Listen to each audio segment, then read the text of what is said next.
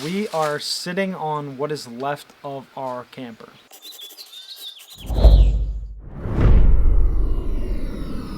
We had talked about getting a teardrop camper since last year. We found one on Facebook Marketplace for a really good price, and we just kind of thought now is the perfect time to get one. So we drove to West Virginia to pick it up, and we started making updates on it. We wanted to have it in good enough shape to take with us on its first trip to New England, which is the series that we just posted on our channel before this. So we got lights, a couch bed, and Josh made a portable battery for it to take with us on the road. Unfortunately, 2 weeks after we got our trailer, on the way back from our New England trip, we were driving on a highway in New York, and a buck ran out and dove straight into the side of our trailer, and it exploded into pieces. It exploded. I want to take some of this stuff with me because it's worth money, but what? It's gone. Literally crazy. So bad.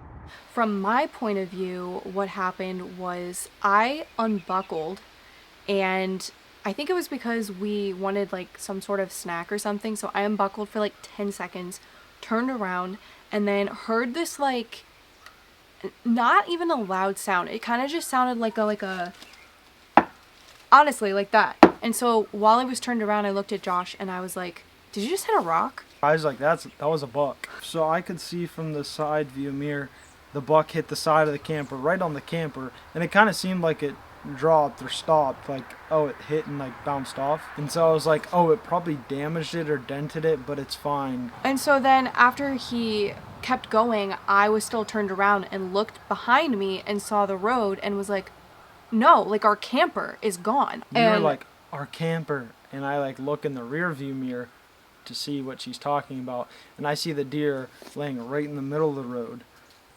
But I shouldn't be able to see anything out of the rear view mirror because that's normally where the camper would be.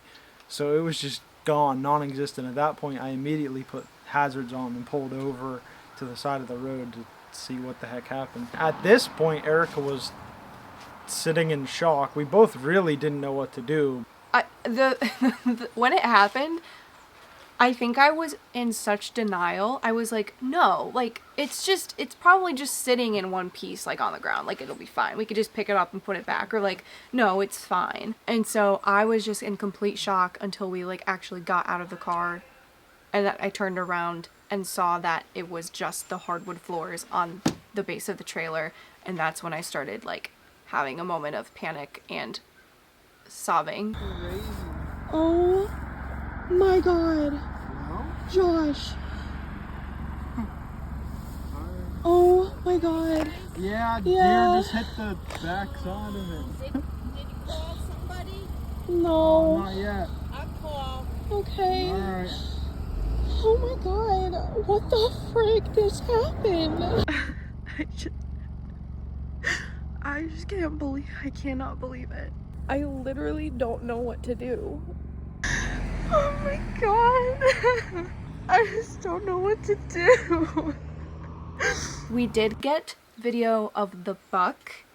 Now, obviously, if you don't want to see this, you can skip past it, and I'll tell you where to skip past it in a second. We do want to show you what the buck looked like. It was a 7-point buck. I think I counted 7. There could have been an 8th little nub, but I think it was 7 point. Yeah. So here is that video, or where to skip to. That is a massive buck. Just instantly head first into the side. I mean, 1, 2, 3, 4, 5, 6, maybe 7-point buck. Thick. Wow. The cop also said we could keep the buck, but obviously we didn't have any room for that. In the moment, we weren't thinking about keeping it. We were just like, what are we going to do with this? And then as we drove later on in the day, like once we started to like, our brains started to wake up, we're like, could have just chucked it on the trailer. That would have been weird. Kept the rack, kept the meat for some jerky, or... The funny thing is I kind of saw like the difference between our reactions. Like I sobbed and Josh like almost kind of was laughing. It's just gone. What do we do? The good news is we get to restart the camper from the ground What up. do we do? It's just what? Oh my god. Well, I'm gonna go see if my bag's back there. Okay. I need to go with you. There's a lot of stuff back there. We have to go get everything. There's a ton of stuff back there. Well, I don't want to leave. I want to turn it around. We do. That's crazy. I was laughing. I was laughing because it was funny. Like, the irony of this deer, one, the odds of it hitting directly on the trailer, crazy. And then two, that the whole thing just came off. I was like, this was not that well made. It's good to know this now. But I was like laughing because the odds of that happening were crazy. And then it was just gone. Like, if it was just like dented, I'd be like, oh, that's so annoying. Like, that'd be what I would expect. But I would never have guessed that it would just explode off. No, not at all. So we shoved everything in our SUV. Like I said, I mean, that couch bed was snug in there. I didn't think we were going to be able to fit it, but somehow we were. I thought we were going to have to rearrange everything. We did think we probably could have strapped like the windows or other material onto the trailer as well. So we could have kept like maybe a window, because I think one of them was shattered from when the buck dove into it. We could have lifted up some of the pieces. We didn't look underneath the shattered pieces a ton. We got one of the lights, but there was another one under there and still bases. But we could have done a better job of finding our stuff. I did see the battery mount on there. It was one of the last things I grabbed.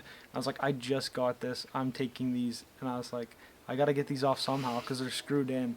But I went over there and just like yanked on it, and it came straight out of the plywood. So good to know that the plywood was getting soft from, I don't know how old this thing is, but a little bit weathered.